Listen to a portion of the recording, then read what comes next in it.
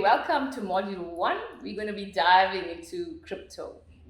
You might have heard the terminologies or the buzzwords Bitcoin, cryptocurrency, blockchain.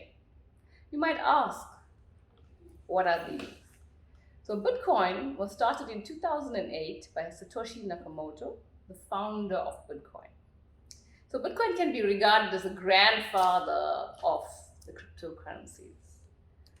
Blockchain is an umbrella that all the different cryptocurrencies fall under. So currently, there are numerous different cryptocurrencies numbering in the thousands of coins.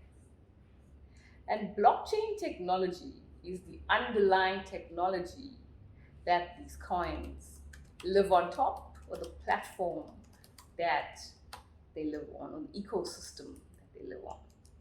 So we're going to be looking, what is Bitcoin? So Bitcoin is the first decentralized digital currency. They are digital coins that you can send through the internet. Bitcoins are transferred directly from person to person via the internet without going through a central organization. So basically, it's peer to peer. It doesn't have a middleman, a bank, or a central organization. So that's what decentralization means. So you might ask, what in the grander context does that mean? So currently, big companies like banks have monopolies. By being decentralized, we are giving the power to the people, and we can spread the wealth in that way. So you can be your own bank. That's what Bitcoin and cryptocurrency brings to the table. There are different types of asset classes currently. So first, in order to understand a little bit of the benefits of cryptocurrency, we need to understand a little bit of the financial space.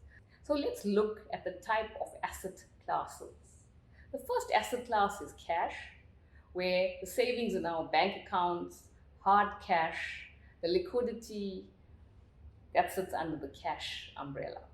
Then the second class is equity, the stocks and bonds. So stocks and bonds, the stuff that sits on the Johannesburg Stock Exchange, the New York Stock Exchange. It's shares within companies. The third class is fixed income, like the ETFs, the old mutual funds, endowment policies. The fourth class is real estate, commercial property, the houses we live in, refers to the real estate asset class. And the next one is commodities. Oil, silver, gold are referred to as commodities. So Bitcoin has actually earned a space where it has emerged as a new asset class. So crypto is now the next asset class. So in fact, in the tax system, it's being classified as capital gains. So like how you have property, it's in a class by its own. So Bitcoin has become disruptive, like the car was to transport, the cell phone was to communication, the TV was to media. Cryptocurrency is going to be the disruptor of the financial system. And the internet was a disruptor of information. So just like the internet, crypto has that power. So let's have a look at the total amount of money invested in crypto.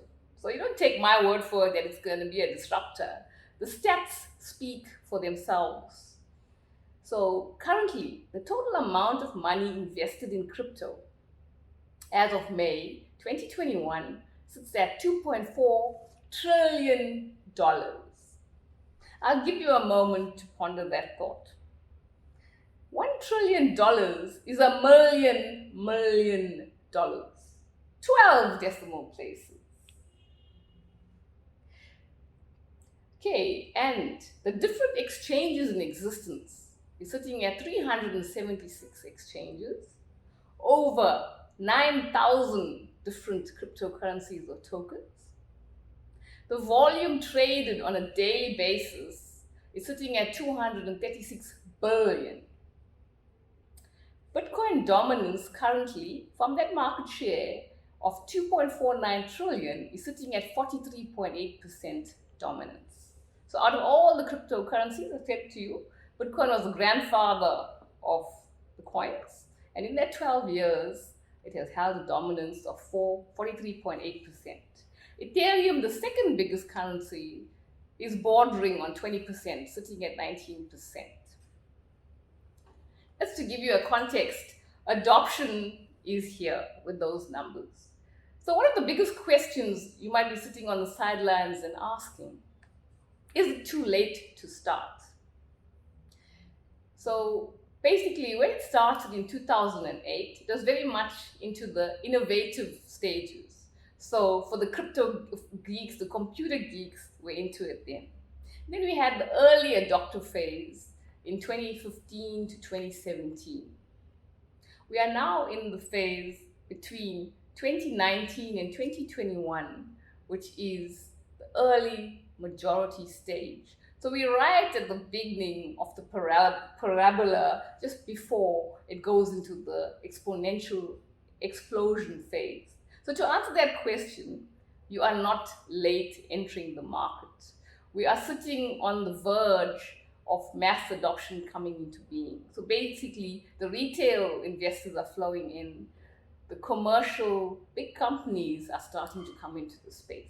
So basically, if you're listening to this course, you're advanced of 90% of the population because they haven't been exposed to it yet. So you are not late. So just to put it into context a little bit more, the total money supply in the world currently sits at $86.5 trillion. That's all the money in the world.